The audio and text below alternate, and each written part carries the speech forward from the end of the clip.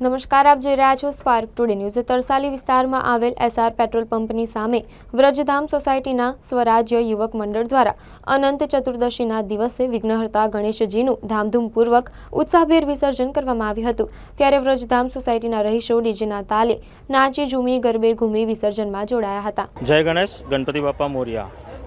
સ્વરાજ યુવક મંડળ તરસાલીના સુખકર્તા એમના દ્વારા દર વર્ષે માટીના ઇકો ફ્રેન્ડલી ગણપતિનું સ્થાપન થાય છે। અમારું આ 14મું વર્ષ છે અને દર વર્ષે અમે આવી રીતના સાંસ્કૃતિક પ્રોગ્રામ સાથે અમારું મૂર્તિ અમારા જ ત્યાં વિસર્જન પણ અમારી ત્યાં પણ થાય છે।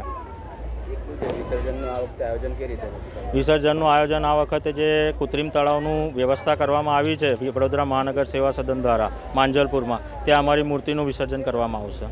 કઈ સોસાયટી છે? વ્રજધામ સોસાયટીના ગેટ પાસે। આપનો પરિચય? મારું નામ પિયુષ એમ દોટે છે।